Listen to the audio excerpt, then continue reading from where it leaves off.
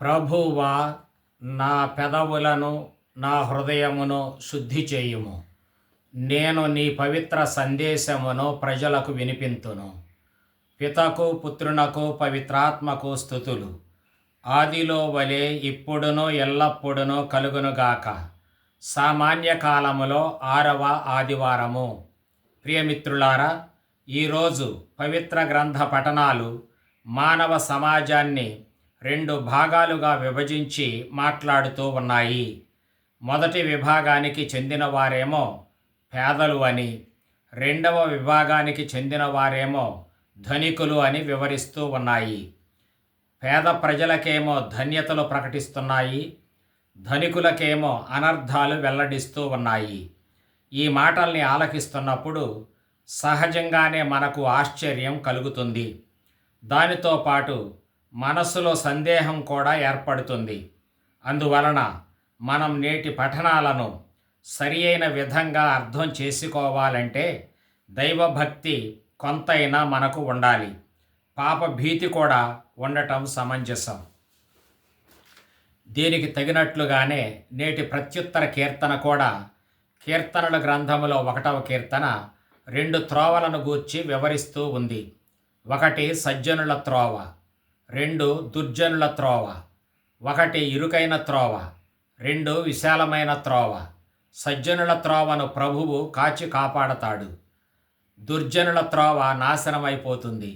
సజ్జనుడు మంచి పండ్లు కాసిన చెట్టులాగా ఉంటాడు, దుర్జనుడు గాలికి కొట్టుకుపోయే పొట్టులాగా ఉంటాడు. అందువలన మనం త్రొక్కే త్రోవ మంచిదా లేక చెడ్డదా అని పరిశీలించి చూసుకోవాలి.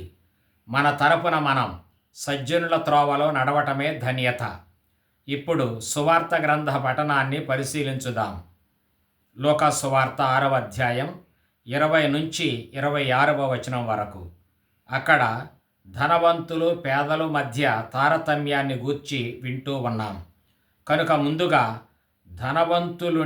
ధనవంతులంటే ఎవరో, పేదలు అంటే ఎవరో తిలకించుదాం. ధనవంతుడు అంటే ఇతరుల కంటెను ఎక్కువ సంపద ఉన్నవాడు. అతని అవసరమును మించిన ఆస్తి కూడగట్టుకున్నవాడు. అతని ఆస్తిలో కొంత పేదలను బెదిరించి పొందినదై ఉంటుంది కూడా. పేదవాడు అంటే తినడానికి తిండి, కట్టడానికి బట్ట, ఉండడానికి గూడు లేనివాడు, పెద్ద పేరు పెట్టు లేనివాడు, ఆత్మగౌరవమును కూడా కోల్పోయినవాడు. కానీ దైవరాజ్యములో ఎలాంటి వ్యత్యాసాలు ఉండకూడదు. ధనికులు పేదలు అనే వివక్ష అసలే ఉండకూడదు. ఎందుకంటే దైవరాజ్యములో లేక క్రీస్తు పరిపాలనంలో డబ్బు ఉన్నవారు డబ్బు లేని వారికి సాయం చేస్తారు. పరస్పర తోడ్పాటును అందిస్తూ అన్యోన్యంగా జీవిస్తారు. ఇట్లు చేయటం న్యాయం, అంతేగాని దానం కాదు. దానం అంటే నాకు ఉన్నదానిలో పేదల మీద జాలితో కొద్దో గొప్పో తోచినంత నేను సాయం చేస్తాను. కానీ న్యాయం అంటే నేను నా తోడి వారిని నా వారుగా, నా అక్క చెల్లెండ్రుగా, నా అన్నదమ్ములుగా భావించి చిత్తశుద్ధితో ఆదుకుంటాను. నాకు ఉన్నదానిలో వారికి కూడా హక్కు కల్పిస్తాను. నాకు ఉన్నదంతా వారితో పంచుకుంటాను. వివక్షారహితమైన ఈ నీతిని పాటిస్తే క్రీస్తు రాజ్యములో శాంతి సమాధానాలు, సుఖ సంతోషాలు, నీతి న్యాయాలు నెలకొంటాయి. అప్పుడు గాని ఈ వాక్యాలు వేరే ఎవరిని గురించో కాదు, స్వయంగా మనలను గురించే మాట్లాడుతున్నాయని మనం గుర్తిస్తాం. నేటి సువార్త గ్రంథ పఠనంలో క్రీస్తు చెప్పిన ధన్యతలు ఇట్లు కొనసాగాయి. 1 పేదలకు మీరు ధన్యులు, దేవరాజ్యము మీది అని.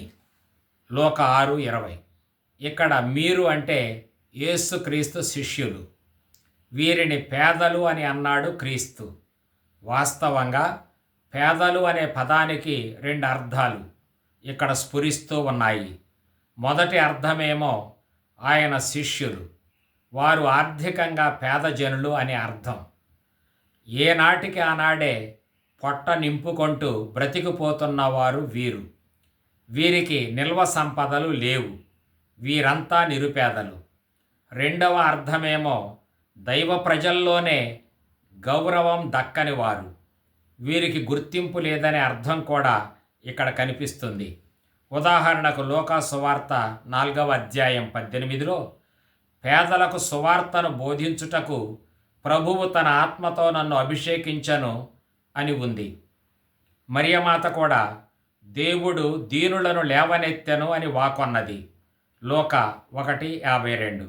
అనగా సమాజంలో అహంకారుల చేతుల్లో దౌర్జన్యానికి గురి అయి బాధలను అనుభవిస్తున్న దీనులు పేదలు వీరు.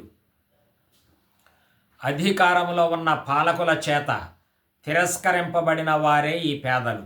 అనగా సమాజంలో గుర్తింపు లేని వారు, సమాజం చేత నిరాదరణకు గురి అయిన వారు. వీరిని సువార్తకారుడు పేదలు అనే ప్రయోగంలో ఇమిడ్చాడు. లూకా సువార్త 7వ అధ్యాయం 22లో గ్రుడ్డివారు చూచుచున్నారు, కుంటివారు నడుచుచున్నారు, కుష్ఠరోగులు శుద్ధులగుచున్నారు, చెవిటివారు వినుచున్నారు, మరణించిన వారు సజీవులగుచున్నారు, పేదలకు సువార్త బోధింపబడుచున్నది అని అంటూ స్నాపకుడకు యోహానునకు సమాచారం పంపాడు క్రీస్తు. ఇక్కడ గ్రుడ్డివారు, కుంటివారు, కుష్ఠరోగులు, చెవిటివారు, మృతులు మున్నగు వారంతా పేదల వర్గంలోకి వస్తున్నారు. అదే రీతిగా లూకా సువార్త 14:13లో యేసు నీవు విందు చేయునప్పుడు పేదలను, వికలాంగులను, కుంటివారిని, గ్రుడ్డివారిని పిలువుము అని సూచించాడు. అందుచేత పేదలంటే ఆర్థికంగా పేదరికాన్ని అనుభవించేవారు మాత్రమే కాదు, దిక్కులేనివారు, సమాజంలో తక్కువగా చూడబడుతున్నవారు, బాధల్లో ఉన్నవారు, కుంటి, గుడ్డి, గూని వాళ్ళు, నిస్సహాయులు కూడా అని భావం ఉంది. ఈ రీతిగా ఏ సహాయం లేని, రక్షణ లేని, తోడు లేని వారంతా ఈ పేదల జాబితాలోకే వస్తారు. వీరంతా దేవుని రాజ్యములో అర్హులుగా పరిగణింపబడతారు. ఈ అర్థంతోనే క్రీస్తు పేదలైన మీరు ధన్యులు, దైవరాజ్యము మీది అని ప్రకటించాడు. ఇక్కడ దైవరాజ్యం అంటే క్రీస్తు పరిపాలనమే. ఆయనే దైవరాజ్యము. ఆయన్ని నమ్ముకున్నవారు, ఆయన మీద ఆధారపడి ఆయనతో ఐక్యమై జీవించేవారు అందరూ దైవరాజ్యములో సభ్యులే. వారందరితోనూ ఆయన ఉంటాడు. ఈ దైవరాజ్య పాలకుడైన క్రీస్తు వీరి నిస్సహాయతను తొలగిస్తాడు. వారిని ఆదరించి నిరాదరణ నుండి విమోచిస్తాడు. వారికి క్రొత్త జీవం పోసి మరలా సజీవులను చేస్తాడు. వారిని స్వస్థపరచి సగౌరవంగా బ్రతికే యోగ్యతను కల్పిస్తాడు. అందువలన క్రీస్తు వివరిస్తున్న ధన్యతలన్నిటినీ ఈ కోణంలోనే మనం అర్థం చేసుకోవాలి. దైవరాజ్యం మీది అంటే, దైవరాజ్యం మీది అని అంటే దైవరాజ్య పాలనం వీరికి అప్పగింపబడుతుందని అర్థం చెప్పకూడదు. అది క్రీస్తుని 12 శిష్యుల బాధ్యత. ప్రభువు వారితో నా శ్రమలలో నాకు తోడుగా ఉన్నవారు మీరే, నా తండ్రి నాకు రాజ్యమును ఇచ్చినట్లు నేను మీకు ఇచ్చుచున్నాను అని 12 అపోస్తలులకు తేటతెల్లం చేశాడు. కనుక దైవరాజ్య పాలనా విధి అధికారం అపోస్తలులదే. లూకా సువార్త 22:29. మరి పేదలకు దైవరాజ్యం మీదే అని అనటంలో భావం ఏమిటి? ఇక్కడ దేవుడు తన చేత సంరక్షించబడిన, సముద్ధరింపబడిన, విమోచింపబడిన ప్రజలలో వీరిని చేర్చుకొంటాడు అని అర్థం. వారిని దైవ ప్రజలుగా మార్చుకొంటాడు. గతంలో లేని గౌరవ స్థానమును వారికి కల్పిస్తాడు.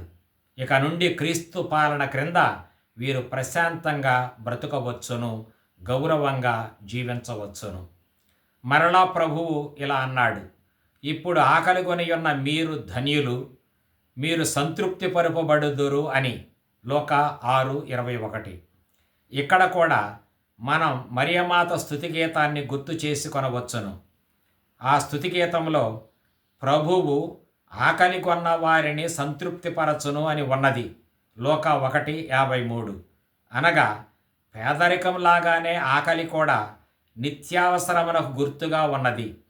ఆకలి మనిషి నిరాదరణకు గురి అయ్యాడు అనే అంశాన్ని సూచిస్తుంది. ఈ ఆకలిని, ఈ నిరాదరణను క్రీస్తు రాజ్యములో క్రీస్తు తొలగిస్తాడు. ఉదాహరణకు, యేసుక్రీస్తు ఆకలి కొన్న వారిని చూచి వారి మీద జాలి చెందాడు. 5 రొట్టెలను 2 చేపలను అద్భుతంగా 5,000 మందికి ఆహారంగా మార్చివేశాడు. వారందరూ భుజించి సంతృప్తి పడ్డారు అని లూకా సువార్తకారుడు పేర్కొన్నాడు 9:17. ఇలా లాజరు ధనవంతుడు సామెతను పరిశీలిస్తే, పేద లాజరు ధనికుని బల్ల మీద నుండి జారిపడు ఎంగిలి మెతుకుల కొరకు ఆకలితో కాచుకొని ఉండెను అని ఉన్నది. ఇలాంటి పేదలు క్రీస్తు రాజ్యంలో దేవుని చేత సంతృప్తి పరుపబడతారు. ఇక్కడ దేవుని రాజ్యములు అంటే క్రీస్తును విశ్వసించే వారి సమాజంలో ఇది నెరవేరుతుంది. క్రీస్తు విశ్వాసులు క్రీస్తు ప్రేమ చేత ప్రోత్సహింపబడి అన్నార్తులను ఆదరిస్తారు. మదర్ తెరేసా లాంటి వారు ఈ విషయంలో ప్రముఖ స్థానాన్ని అలంకరిస్తారు. ఇప్పుడు శోకించు మీరు ధన్యులు, మీరు ఆనందింతురు అని అన్నాడు ప్రభువు. ఇక్కడ శోకించటం అంటే బాధతో కానీ దుఃఖముతో కానీ దానిని భరించలేక గగ్గోల పెట్టడం లేదా వగచి గట్టిగా విలపించటం అని అర్థం. ఉదాహరణకు, యోవేలు ప్రవక్త పంట పొలాలు నాశనమైనందుకు, ప్రజలు దైవ శాపమునకు గురి అయినందుకు పశ్చాత్తాపపడుమని ఇశ్రాయేలీయులను హెచ్చరించాడు. వారితో, త్రాగుబోతులారా మీరు శోకింపుడు, ఎలుగెత్తి విలపింపుడు అని పిలుపును ఇచ్చాడు. పశువులు గడ్డి లేక అరచుచున్నవి, గొర్రెల మందలు బాధపడుచున్నవి అనే ప్రయోగాల్లో కూడా ఆకలి ఆర్తనాదములు వినిపించబడుతూ ఉన్నవి అనే భావం ఉన్నది. లూకా కూడా 8:52లో ఈ బాధను గూర్చి ఇట్లు వర్ణించాడు. ప్రజలందరూ యాయీరు కుమార్తె చనిపోయినదని ఏడ్చుచూ రోదన చేయుచుండగా మీరు ఏడవవద్దు, ఈ బాలిక నిద్రించుచున్నది గాని చనిపోలేదు అని క్రీస్తు వారిని ఓదార్చాడు. క్రీస్తు రాజ్యంలో చేరిన వారికి జరగబోయేది ఇదే. క్రీస్తు వారిని ఓదారుస్తాడు. క్రీస్తు ద్వారా పరిస్థితులు తారుమారు అవుతాయి. ఇప్పుడు శోకించు మీరు ఆనందింతురు అని అన్నాడు ప్రభువు. అనగా వారు నవ్వుకొంటారు. గతంలో వారి దుస్థితిని చూచి హేళన చేసిన ధనికులు ఇప్పుడు దుఃఖానికి గురి కావటం చూచి వారిని పర్యాచకంగా చూస్తూ పేదలు పకపక నవ్వుకొంటారు. క్రీస్తును నమ్ముకొనిన వారి జీవితాల్లో వచ్చే మార్పు ఇదే. నవ్విన నాపచేను పండినట్టు అవుతాయి వీరి జీవితాలు. ఇదే వారి ధన్యత. ఇది క్రీస్తు వలన సాధ్యపడుతుంది. ప్రభువు మరలా ఇట్లు ప్రకటించాడు, నా నిమిత్తము మనుష్యులు మిమ్ము ద్వేషించినప్పుడు, మిమ్ము వెలివేసినప్పుడు, మిమ్ములను నిందించి మీ పేరు చెడగొట్టినప్పుడు మీరు ధన్యులు, పరలోకమున మీ బహుమానము గొప్పది అని. లూకా 6:22. ఇక్కడ క్రీస్తు విశ్వాసులు ఎదుర్కొనే తిరస్కారానికి 3 పదాలు వాడబడ్డాయి. 1 ద్వేషించటం, 2 వెలివేసి సమాజం వెలుపలికి నెట్టివేయటం, 3 నిందలు వేసి మంచి పేరును చెడగొట్టడం. కనుకనే జకరియా తన స్తుతిగీతంలో మనలను ద్వేషించు వారి నుండి తప్పించుట కొరకు దేవుడు మనకు రక్షణమును అనుగ్రహించను, మన కొరకు శక్తి సంపన్నుడైన రక్షకుని ఏర్పరచను అని పేర్కొన్నాడు. లూకా 1:69-71 అయితే క్రీస్తు నా నామము నిమిత్తము మిమ్ములను అందరూ ద్వేషింతురు అని తెలియజేశాడు. లూకా 21:17. అనగా క్రీస్తు విశ్వాసులను ఈ లోకం వివక్షతో ద్వేషిస్తుంది. క్రైస్తవులను అధమ వర్గానికి చెందిన వారిగా పరిగణిస్తుంది. ఈ వివక్ష వలననే చాలామంది అజ్ఞాత క్రైస్తవులుగా ఉండిపోతూ ఉన్నారు. రహస్య క్రైస్తవ జీవనం గడుపుతూ ఉన్నారు. క్రీస్తు విశ్వాసులను ఈ లోకం నిందిస్తుంది, అనగా నోటి మాటలతో బహిరంగంగా తోలనాడుతూ ఉంటుంది. ఉదాహరణకు, యోహాను జన్మానంతరం ఎలిజబెతమ్మ ఈనాటికి ప్రభువు నాపై కరుణించను, ప్రజల మధ్య నా నిందను పోగొట్టెను అని పలికింది. అనగా ఆమెకు సంతానం కలుగనంత వరకు సమాజం ఆమెను బహిరంగంగానే అవమానపరుస్తూ మాట్లాడిందని, అమ్మలక్కలు ఆమెను పనికిమాలిన గొడ్రాలని ఏసడించుకొని నవ్వుల పాలు చేశారు అని చెబుతుంది. ఇప్పుడు భగవంతుడు ఆమెను నిందించే వారి నోళ్ళు కట్టివేశాడు. ఆమెను నిందించే అవకాశం వారికి లేకుండా చేశాడు. లోక 1:25. కనుకనే పేతురుగారు, క్రీస్తు అనుచరులు అని మీరు అవమానింపబడినచో మీరు ధన్యులు, ఏలయన మహిమోపేతమగు దేవుని ఆత్మ మీ యందు చేరియున్నదని దాని భావము అని తన మొదటి లేఖలో వ్రాశాడు. పేతురుగారు వ్రాసిన మొదటి లేఖ 4:14.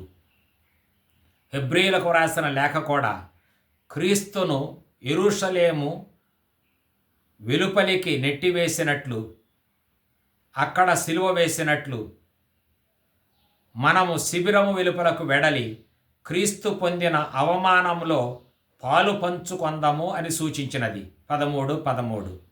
ఈ విధంగా క్రీస్తు అనుచరులు క్రీస్తు అనుభవించిన బాధలలో భాగస్థులై విజయులవుతారు. ఆయన బాధలు, మరణం, ఉత్థానం వలన విముక్తి పొందుతారు. క్రీస్తును అంగీకరించని ప్రపంచం అన్ని విధాల మనలను తిరస్కరిస్తుంది. 1 ద్వేషంతో, అనగా దుష్ట మనస్తత్వంతో మానసికంగా మనల్ని తిరస్కరిస్తుంది. 2 వెలివేస్తుంది, అనగా చేతల ద్వారా బహిష్కరిస్తుంది. 3 నిందిస్తుంది, అనగా నోటి మాటలతో వేధించి అవమానపరుస్తుంది. అంతేకాదు, మనకు ఉన్న ఆత్మగౌరవాన్ని మంటగలుపుతూ మంచి పేరు చెడగొడుతుంది. ఇక్కడ పేరు చెడగొట్టడం అంటే నీ క్రైస్తవ నామాన్ని ఒక దుష్టభూతం పేరుగా భావించి నీకు భూత వైద్యం చేస్తుంది ఈ ప్రపంచం. కనుకనే క్రీస్తు ఈ ప్రపంచాన్ని ఇట్లు సవాలు చేశాడు. నా పేరిట ఈ చిన్నవాణిని స్వీకరించువాడు నన్ను స్వీకరించుచున్నాడు, ఎలయనా మీ అందరిలో అత్యల్పుడైన వీడు అందరికంటేనూ అధికుడు అని వారితో పలికాడు. లోక 9:48-49. ఆ పిమ్మట 72 శిష్యులు తిరిగి వచ్చి, ప్రభు, మీ పేరిట పిశాచములు కూడా మాకు లోబడుచున్నవి అని చెప్పారు. లోక 10:17. క్రైస్తవులు క్రీస్తు పేరును ధరించి ఉన్నారు కనుక క్రీస్తు పొందిన బాధలలో క్రైస్తవులను పాలు పొందుతారు, పిశాచమును జయిస్తారు. భూత వైద్యం కావలసింది క్రైస్తవులకు కాదు, కానీ క్రీస్తు నామాన్ని ద్వేషించే అన్యజనులకు. అయినా మీరు ఆనందింపుడు, మహా ఆనందపడుడు అని అంటున్నాడు క్రీస్తు. ఇక్కడ ఆనందించటం అంటే కేవలం మనసుతో సంతోషించటమే కాదు, కానీ ఆనందముతో నాట్యం ఆడటం, అత్యుత్సాహంతో కేరింతలు కొడుతూ గంతులు వేయటం కూడా. ఇంతకు వీరు కష్టాల్లోనూ అవమానాల్లోనూ ఎందుకు ఆనందించాలి? ఎందుకంటే ప్రభువే స్వయంగా వారిని సందర్శించాడు కనుక దేవుని దూత జకరియాతో, నీవు ఆనందముతో ఉప్పొంగెదవు, అతని జన్మము అనేకులకు సంతోష కారణమగును అని తెలియజేశాడు. లోక 1:14. అలాంటి ఆనందమే క్రీస్తు విశ్వాసులకు కూడా క్రీస్తు ద్వారా లభింపచేస్తాడు ప్రభువు. పరలోకంలో మీ బహుమానం గొప్పది అని అభయమిచ్చాడు క్రీస్తు. లోక 6:23. ఈ వచనములో బహుమానం అంటే భత్యము అని అర్థము. ప్రతిరోజు కష్టపడి పనిచేసే వారికి మనం కూలి చెల్లించినట్లే ప్రభువు కొరకు శ్రమలు అనుభవించే వారికి ప్రభువు కూడా సముచితమైన భత్యమును చెల్లిస్తాడు. పనివాడు తన కూలికి పాత్రుడు గదా అని ప్రభువు తన శిష్యులతో అనలేదా? లూకా 10:7. ఈ భత్యమునే వేరొక చోట పరలోకమునందలి సంపద అని లూకా పేర్కొన్నాడు. లూకా 12:33. క్రీస్తు ప్రభువు కూడా ఒక ధనికునితో, నీ సమస్తమును అమ్మి పేదలకు దానము చేయుము, అప్పుడు పరలోకమందు నీకు ధనము చేకూరును అని చెప్పాడు. లూకా 18:22. ఇక్కడ పరలోకం అంటే ఏమిటి? దేవుడనే పదానికి పర్యాయ పదమా? దేవుడే నీకు బహుమతినిస్తాడు అని దీని భావమా? లేక పరలోకములో ఉన్న ఒక జాబితాల పుస్తకములో నీ పేరు నమోదు చేయబడుతుందనా దీని భావం? లూకా 10:20. ఈ రెంటిలో ఏ భావాన్ని మనం అన్వయించలేం. పరలోకం అంటే దేవుడు మన చెంత ఉంటూ అనుగ్రహించే చోటు. అదే బహుమతి. బహుమతిని పొంది ఆనందించే తావునకు ఇది అన్వయం. అది ఇక్కడ కావచ్చును, లేదా వేరొక స్థలము కావచ్చును.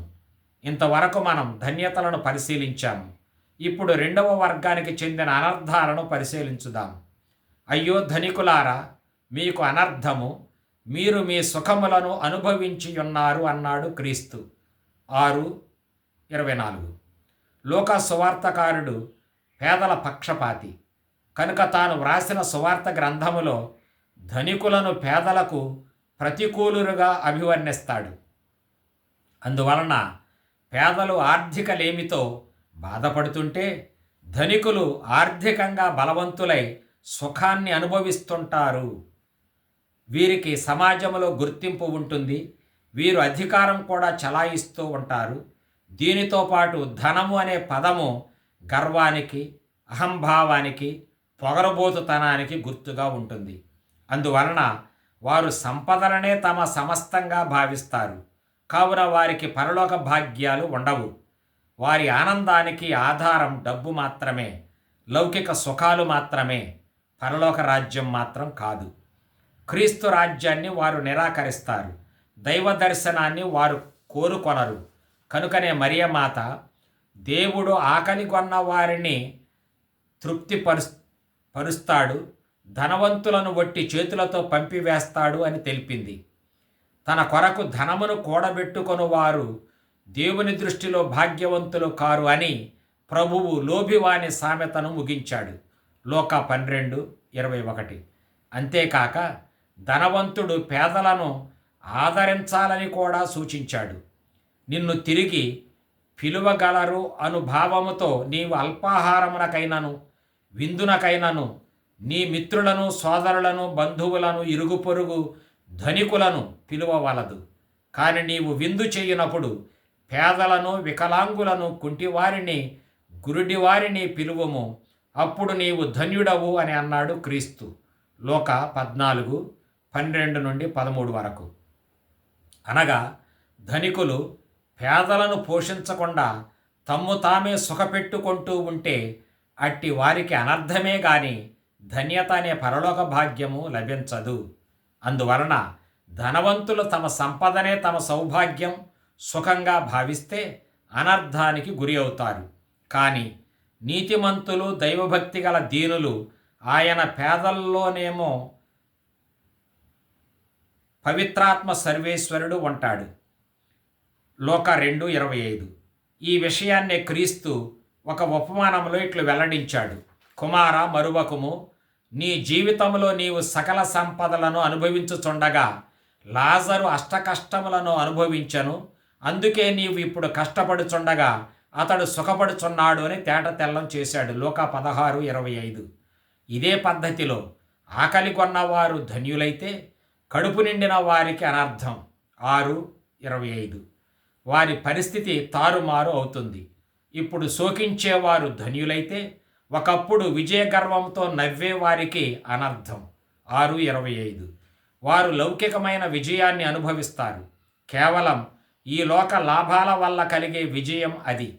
కానీ తరువాత వారు దుఃఖం వలన నశించిపోతారు. క్రీస్తు పేరిట హింసలు అనుభవించేవారు ధన్యులైతే క్రీస్తును పట్టించుకొని వారు సొంత ప్రశంసలతో, ముఖస్థుతులతో పొంగిపోతూ ఉండేవారు పొంగిపోయే వారి కొరకు అనర్థం ఎదురు చూస్తుంటుంది. వారు లోకాన్ని మోసగించి స్తుతులు పొందుతున్నారు. కానీ ఆ స్తుతులకు త్వరలోనే కాలం చెల్లుతుంది. అవి ఎంతో కాలం నిలవవు. ఈ కారణం చేతనే ఇర్మియా ప్రవక్త ద్వారా ప్రభువు ఇట్లు హెచ్చరిస్తూ ఉన్నాడు.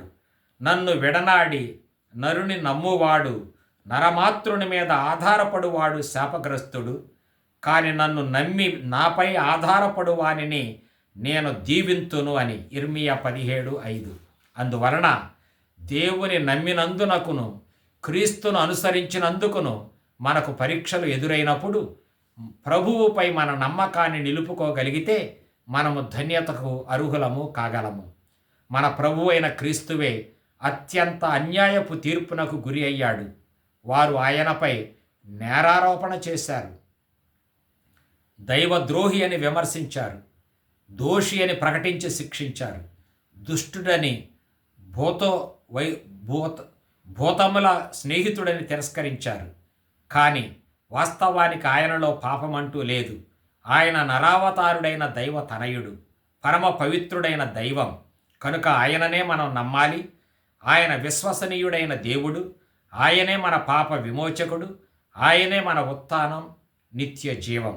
కనుక ఈనాటి మాట ఇది: నీవు దేవుని విలువలు పాటిస్తే ధన్యుడవు, విలాసవంతుని విలువలు పాటిస్తే అనర్థుడవు.